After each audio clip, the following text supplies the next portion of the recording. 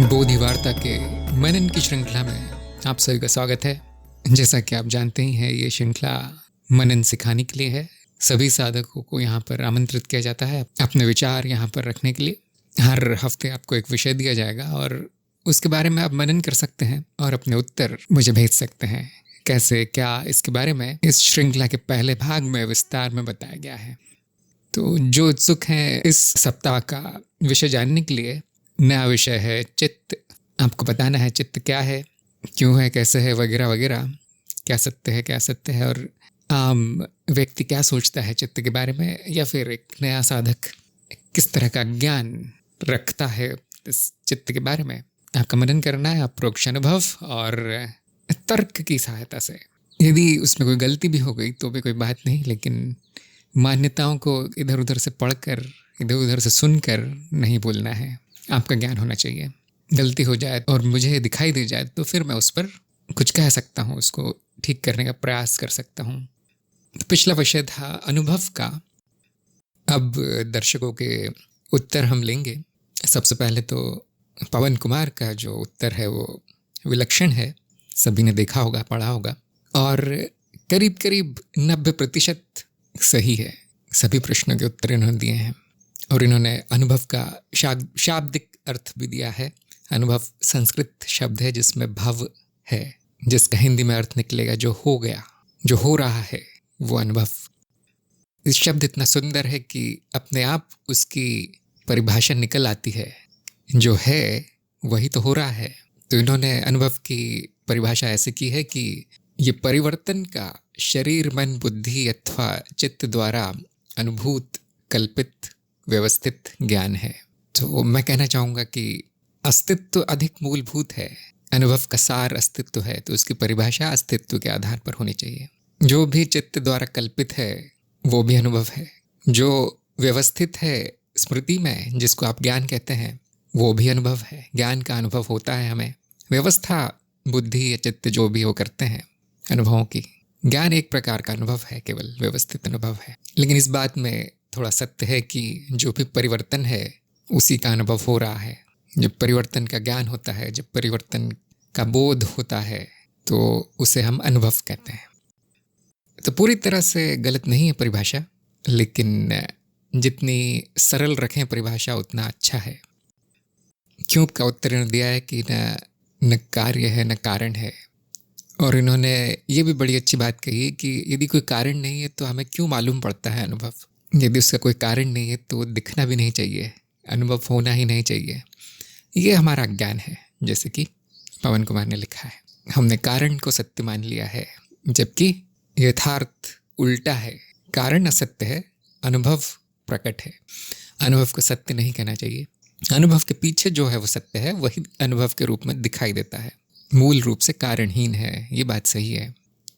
इन्होंने लिखा है कि इसकी कोई प्रक्रिया नहीं है, जो बिल्कुल सही है। यदि उसकी कोई प्रक्रिया होती तो वो भी अनुभव होती है। फिर हमें कहना पड़ता अनुभव की प्रक्रिया अनुभव है, जो अर्थहीन है। ये आपने ध्यान दिया होगा, जो ये मूल विषय है, जो सार है, जो इस अस्तित्व का निचोड़ है, उसके उत्तर ऐसे ही आते हैं। ये भी नहीं है, वो भी नहीं है, ऐसा भी नहीं है, वो सब भी नहीं है।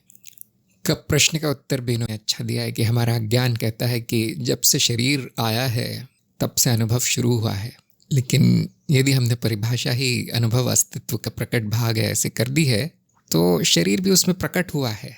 शरीर भी अनुभव का भाग हो गया। फिर हमारा अप्रोक्ष अनुभव ये कहता है कि शरीर और अनुभव साथ में प्रकट हुए, और इसीलिए हम मान लेते हैं कि ये अनुभव की शुरुआत है।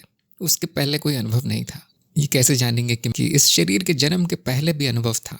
सभी लोग ये मानते हैं कि अनुभव तब से शुरू हुआ है जब से मेरा जन्म हुआ है, और मेरे से अर्थ उनका शरीर होता है। बड़ी विचित्र बात है कि उनको शरीर के जन्म के तुरंत बाद का कोई अनुभव नहीं है। कई वर्षों तक उनका कोई अनुभव नहीं दिखाई देता। जो उनकी पहली स्मृति है वो 2-3 वर्ष की आयु से शुरू होती है। फिर भी ये मान्यता उनकी रहती है कि अनुभव तो मेरा जब से मैंने आंखें खोली तब से शुरू हो गया। तो आप देख सकते हैं कि स्मृति की शुरुआत को अनुभव की शुरुआत मान लिया गया। यदि आपकी स्मृति हटा दी जाए, आज सुबह से शुरू होगा अनुभव, आपके जन्म से नहीं, जो कि होता है। यदि आप थोड़े धीरे धीरे जागे सुबह तो आप देखेंगे पहले अनुभव शुरू होता है, उसके बाद स्मृति आती है कि मैं कहाँ हूँ, ये मेरा घर है, मेरा क्या नाम है, ये सब बाद में आता है। जब हम सुबह उठते हैं वो एक छोटा जन्म है। 5 मिनट के बाद आपको पूरी स्मृति आ जाती है कि हाँ, मैं अपने घर में हूँ, मेरा नाम ये है, मेरा काम ये है, मेरा परिवार ये है, अब मुझे भागना है। तो क्या हम स्मृति की शुरुआत को अनुभव की शुरुआत मान सकते हैं? और कोई भी बुद्धिमान व्यक्ति यही कहेगा कि नहीं, स्मृति तो आनी जानी है, स्मृति के बिना भी अनुभव होता है, क्योंकि मैं सब भूल चुका हूँ पिछले 10-20 वर्षों में क्या क्या हुआ था। 1-2 ही घटनाएं मुझे याद हैं, बाकी कुछ इतना खास हुआ नहीं। लेकिन मैं ये नहीं कह सकता कि मुझे अनुभव भी नहीं हुआ। पिछले 10-20 वर्षों में कोई अनुभव नहीं हुआ। आपको हर एक सेकंड का अनुभव हुआ है, स्मृति में नहीं है, इसका अर्थ ये नहीं कि अनुभव नहीं हुआ। और इसी तर्क से हम ये कह सकते हैं कि छोटे बालक की जो स्मृति है वो 2-3 वर्ष की आयु से शुरू हुई, लेकिन अनुभव उसके पहले भी होता रहा। वो उस बालक को नहीं हुआ होगा, वो इस अस्तित्व को स्वयं को हुआ होगा। ये बात पचाना बहुत कठिन है, इसीलिए जब तक मनुष्य जन्म है तब तक माया में ही रहेगा व्यक्ति। तो इसके लिए कुछ प्रयोग हैं जिसको जाति स्मरण आदि आदि कहा जाता है, जो कि मेरे ज्ञान के बाहर है। मैंने ये सब किया नहीं कभी, लेकिन जब जाति स्मरण हो जाता है तो आप देखेंगे अनुभव अनंत काल से चल रहा है। आपके सुबह उठने पर नहीं शुरू हुआ और आपके जन्म से नहीं शुरू हुआ। और इसीलिए हम अप्रोक्ष अनुभव को बाजू में रखते हैं। जब हम अनुभव कब शुरू हुआ उसकी बात करते हैं, हम इतना ही कहते हैं कि स्मृति पर निर्भर नहीं है, तो कोई मान्यता न बना लो बस। यदि अनुभव की परिभाषा ऐसी की गई है कि अस्तित्व स्वयं अनुभव कर रहा है, तो अस्तित्व तो अनंत काल से है। और तर्क के हिसाब से आप देखें तो यदि अनुभव की शुरुआत है तो उसके पहले की भी स्मृति होनी चाहिए, जो जब अनुभव नहीं था, और हमें वो शुरू होता हुआ दिखाई देना चाहिए कि हाँ, स्मृति तो है मेरी, अनुभव नहीं था और अब अनुभव शुरू हुआ, लेकिन ऐसी कोई घटना किसी ने देखी नहीं। तो बहुत रहस्यमय है ये अनुभव, थोड़ा समझना कठिन है, लेकिन इनका उत्तर बहुत अच्छा है। इन्होंने कितने प्रश्न का उत्तर दिया है कि या तो वो अनंत अनुभव है या तो एक है, जिससे मैं पूरी तरह सहमत हूँ। एक ही है जो अनंत रूपों में दिखाई देता है।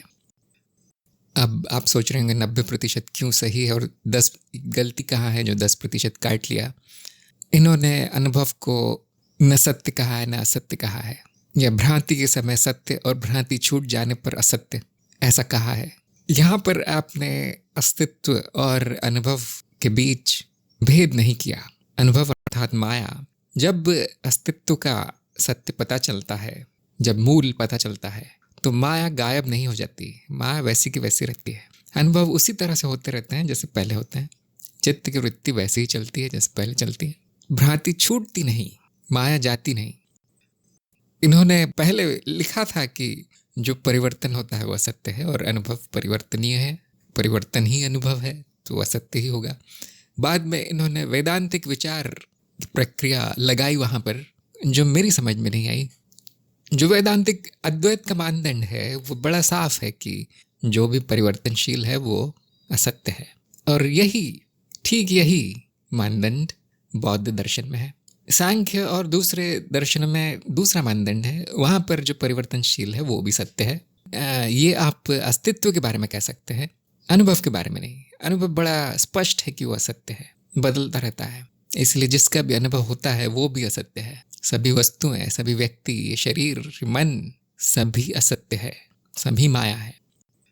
यहाँ पर आपको मनन करना चाहिए कि कहीं मैंने अनुभव को अस्तित्व के रूप में परिभाषित किया है, लेकिन वो अस्तित्व का असत्य चेहरा है जो दिखाता है कि देखो ये मैं हूँ, लेकिन है नहीं।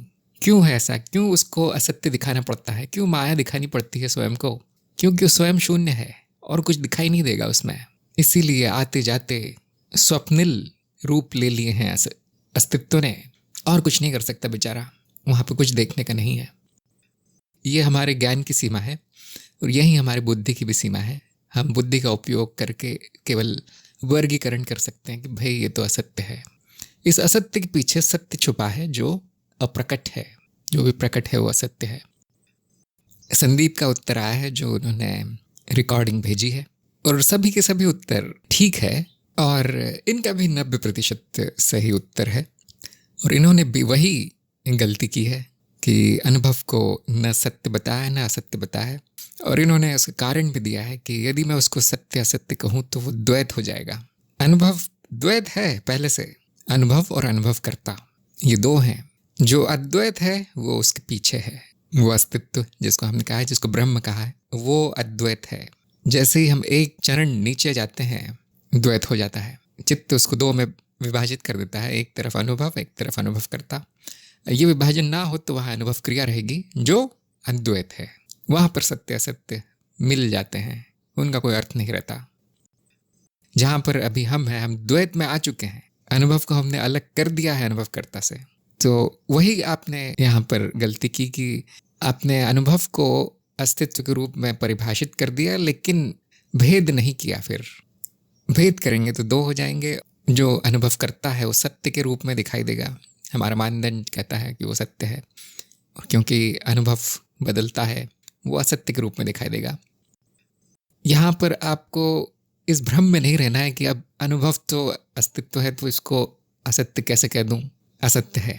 ये आपको बड़ा स्पष्ट होना चाहिए, मेरा कोई भी अनुभव सत्य नहीं है, और अनुभव पर आधारित ज्ञान भी असत्य है।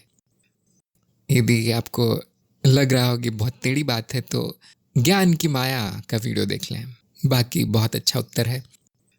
बस मैंने एक ही चीज़ देखी है कि जब ये उपमा देते हैं, जैसे छोटे बच्चे की उपमा दी, उस उपमा से इनका जो निष्कर्ष निकला है वो कैसे निकला है वो स्पष्ट नहीं होता।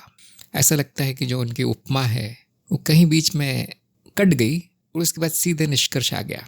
मैंने एक दो बार ध्यान से सुनने का प्रयास किया, लेकिन उनके बीच में कोई जोड़ नहीं दिखाई देता, संपर्क नहीं दिखाई देता। तो इस बात पर ध्यान दें कि जब आप उदाहरण दे रहे हो, कोई उपमा दे रहे हो किसी की, तो आपको तार्किक तरीके से निष्कर्ष निकालना है उसमें से। इसके लिए आप एक प्रयोग कर सकते हैं कि आप किसी को सामने बिठा लें और उपमा देकर समझाने का प्रयास करें। आपका मित्र है या आपके घर परिवार के लोग हैं, वो समझ जाए वो उपमा, तो आपकी उपमा काम कर रही है, नहीं तो किसी की समझ में नहीं आएगा। हो सकता है आपकी समझ में आ गया हो, क्योंकि आपको तो ज्ञान है। समझाते समय दूसरों का ध्यान रखना पड़ता है। इसके बाद डॉक्टर अरविंद सिन्हा का था उत्तर, और इन्होंने परिभाषा बहुत अच्छी की है कि अनुभव अस्तित्व का हिस्सा है, जिसे अनुभवकर्ता द्वारा शारीरिक और मानसिक इंद्रियों के माध्यम से महसूस किया जाता है। बहुत सटीक है परिभाषा। अनुभव एक भावबोध है, इन्होंने लिखा है, और अनुभव के प्रकार इन्होंने बताए हैं, जो कि ठीक है। बाकी प्रश्नों का कोई उत्तर नहीं है। तो हाँ, आपको अनुभव की समझ है, इतना मैं कह सकता हूँ। क्यों हम इतने सारे प्रश्न करते हैं अनुभव के ऊपर? क्योंकि यदि समझ में कुछ कमी रह गई है तो वो दूसरे प्रश्नों के माध्यम से बाहर आ जाती है। मान लीजिए आपने अनुभव की परिभाषा सही कर दी, क्या प्रश्न का उत्तर बहुत सही आ गया, और कितने अनुभव हैं ये कहते समय आपने वहाँ गलती कर दी, तो इसका अर्थ है कि पूरी समझ नहीं हुई है। तो सभी प्रश्नों के उत्तर इसीलिए हम जानने का प्रयास करते हैं, हम छोड़ते नहीं हैं, एक ज़रा सी भी कमी नहीं छोड़ते। ये ज्ञानी का स्वभाव है, संतुष्ट नहीं होता जल्दी। हाँ, मुझे पता चल गया ये ऐसा ऐसा अनुभव है, अब उसमें भी वो बाल की खाल निकालना चाहता है ज्ञानी। देखूं कितने हैं, देखूं स्मृति ना हो तो क्या होगा अनुभव का। इस तरह के मानसिक प्रयोग चलते रहते हैं, उसके मन में विचार चलता रहता है। यही मनन है। आपने देखा होगा कि बोलने से और लिखने से हमारा ज्ञान या तो और पक्का हो जाता है, या फिर हमें स्वयं के ज्ञान में ही कमियां दिखाई देती है, गलतियां दिखाई देने लगती है।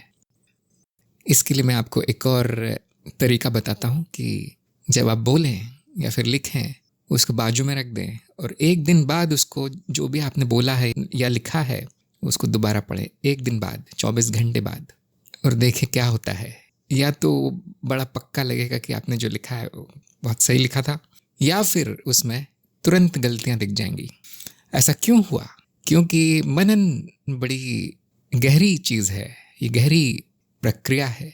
आपको लगता है कि मैंने मनन कर लिया 1 घंटे, अब इसका अंत हो गया, अब मैं कुछ और कर रहा हूँ, कुछ और सोच रहा हूँ, लेकिन ऐसा नहीं है। चित्त बहुत गहरा है, चित्त में मनन चलता है अप्रकट रूप में। आपने ये बात जानी होगी कि चित्त की वृत्ति बंद नहीं होती कभी।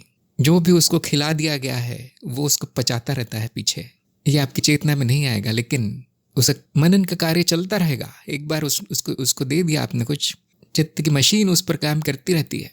24 घंटे बाद अब वापस वहाँ जाएंगे उसी विषय पर, तो जो भी 24 घंटे में उसने कार्य किया है चित्त ने, वो अब प्रकट होगा।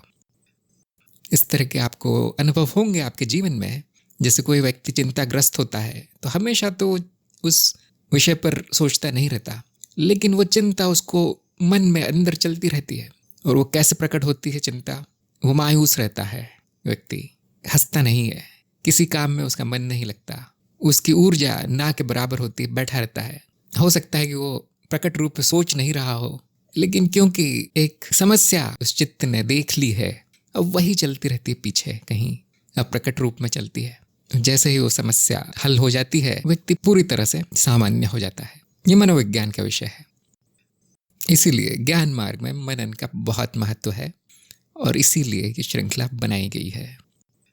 सिर्फ प्रवचन देकर कुछ नहीं होता, यहाँ सुनकर चित्त का विकास नहीं होगा, उसको अपनाना है, उसको सोखना भी है उस ज्ञान को।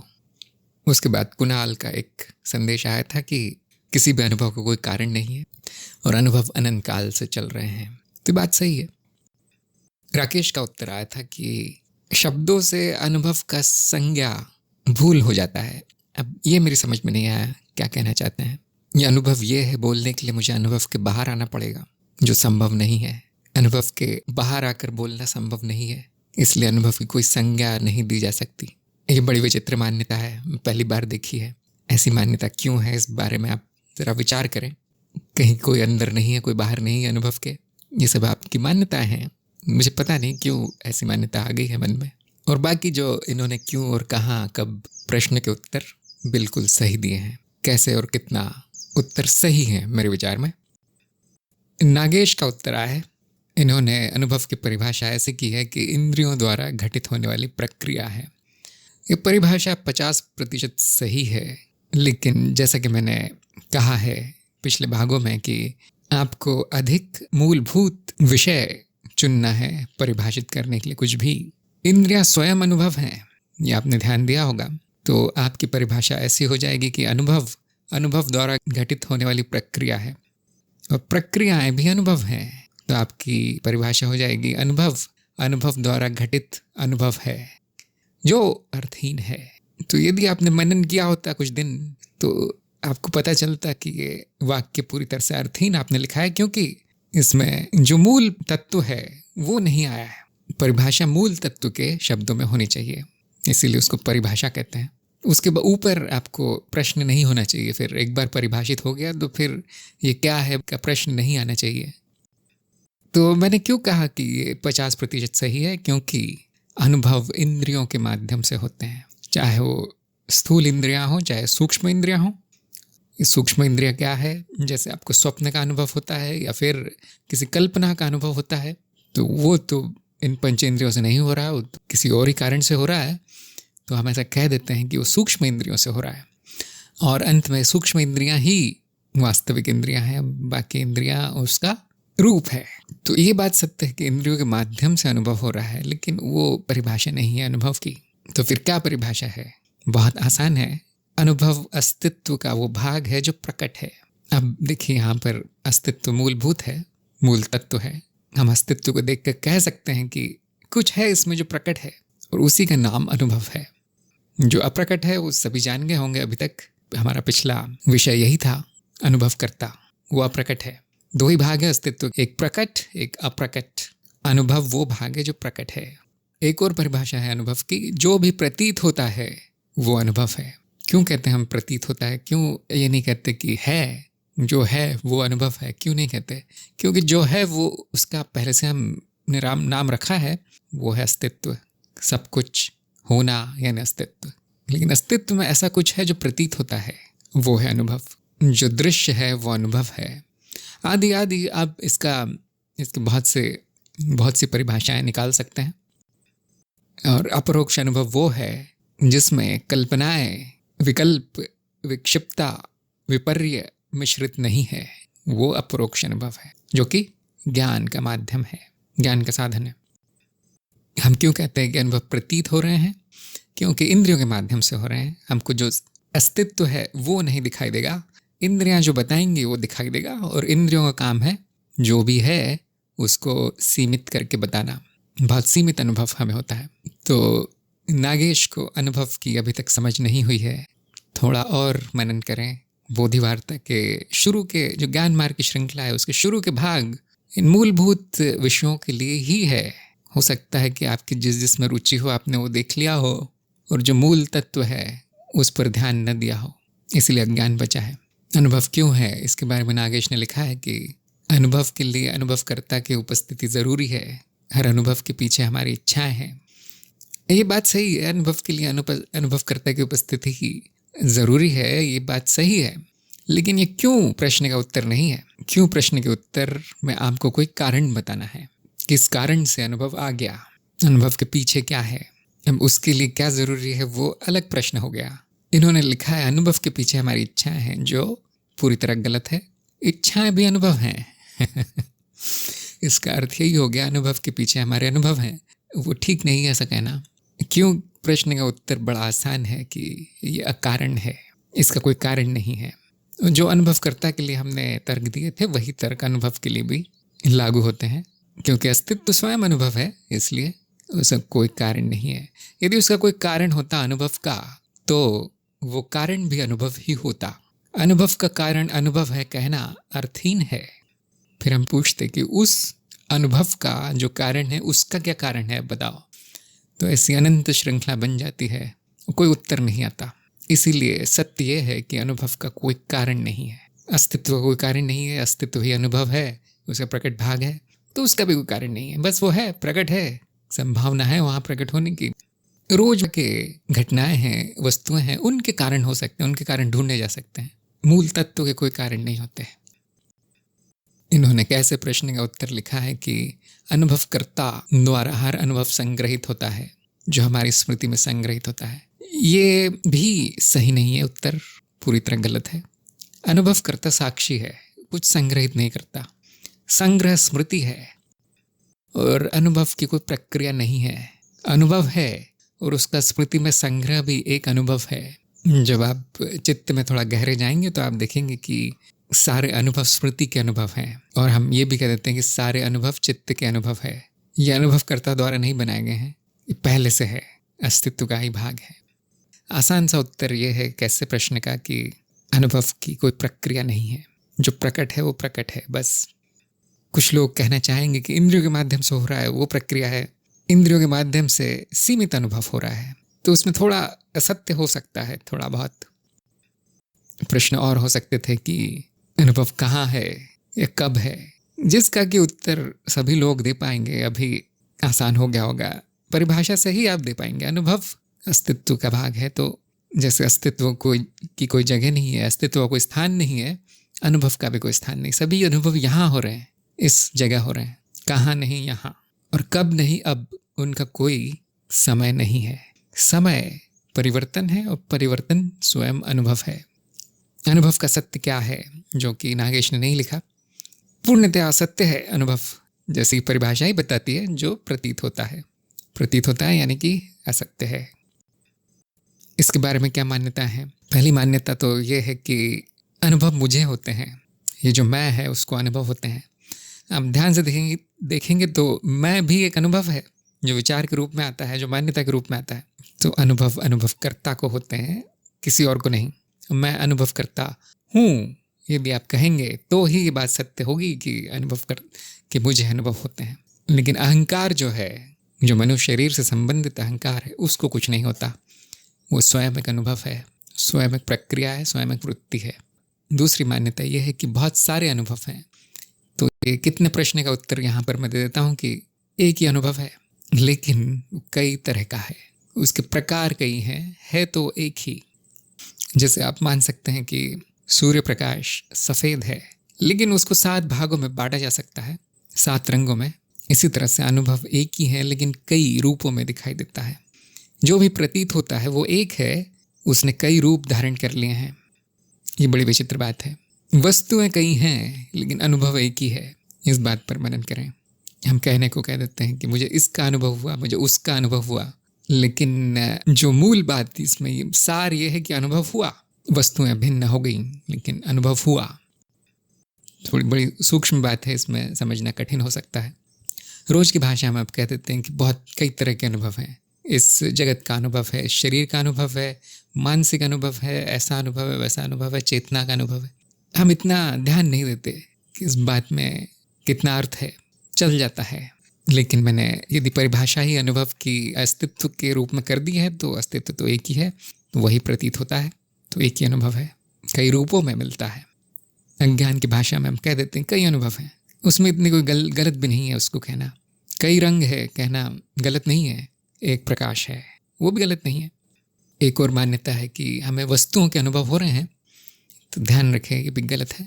हमें नाम रूप के अनुभव हो रहे हैं। वस्तुएं भ्रम है, वस्तुएं मिथ्या है, वस्तुएं नहीं है। जो भी अनुभव है वो चित्त निर्मित है। जैसे कि हमने पिछली बार चर्चा की थी कि चित्त पहले आया अनुभव या अनुभव पहले आया, दोनों एक ही है। इसीलिए आपका जो अगला विषय मैंने रखा है चित्त, क्योंकि मिलता जुलता है इससे। एक और मान्यता हो सकती है कि अनुभव इंद्रियों के द्वारा आ रहे हैं, जो जागृत अवस्था में ही सत्य है। बाकी चित्त की दूसरी अवस्थाएं होती हैं जिसमें कि इन इंद्रियों का कोई काम नहीं होता, वो निष्क्रिय होती हैं, फिर भी अनुभव होता है। इसीलिए इस अनुभव से आप निष्कर्ष निकाल सकते हैं कि अनुभव शरीर पर इतना निर्भर नहीं है।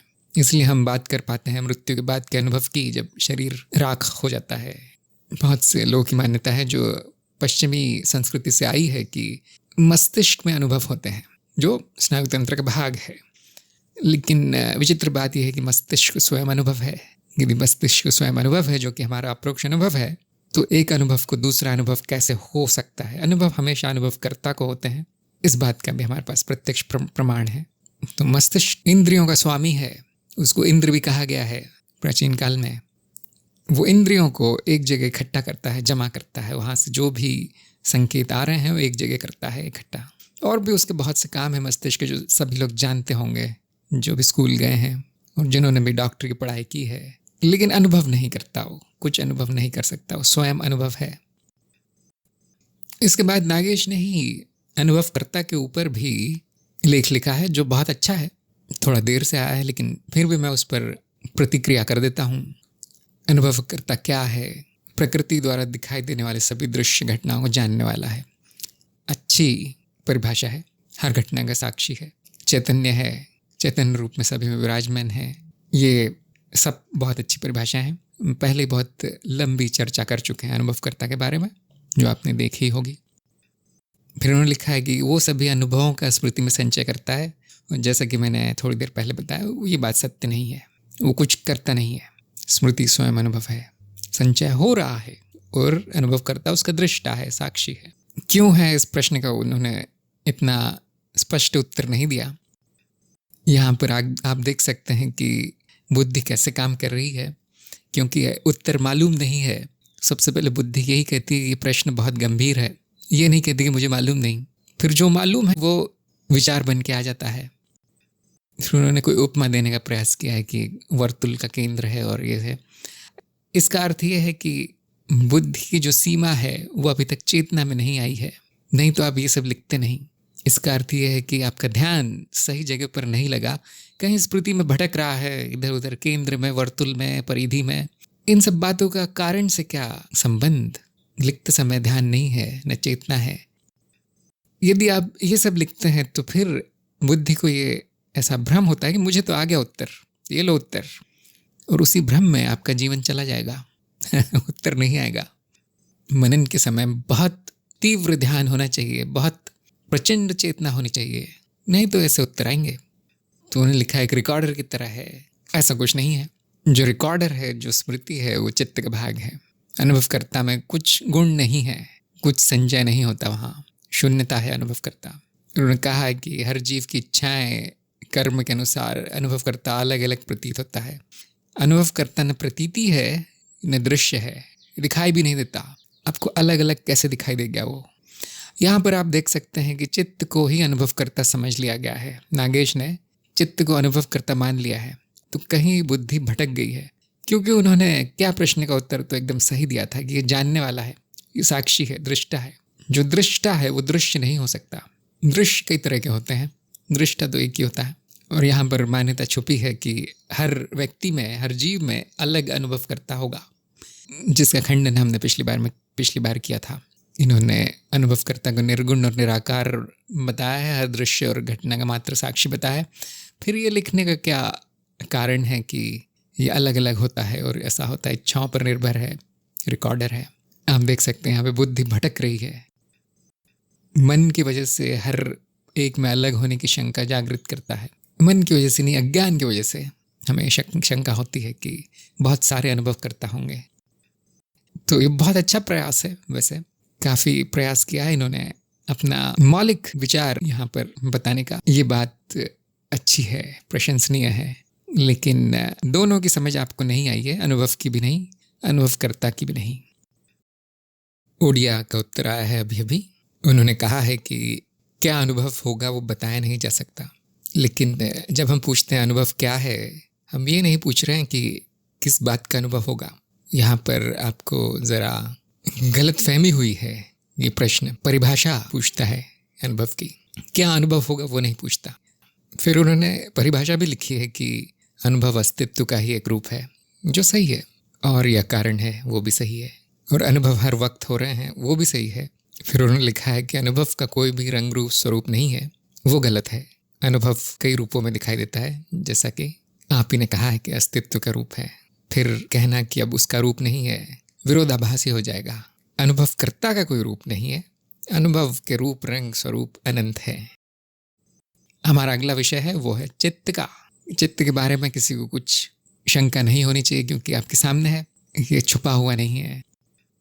उसके बारे में विश्लेषण करें, मनन करें और उत्तर भेजें, और मैं आपसे फिर मिलूंगा 7 दिन बाद। धन्यवाद।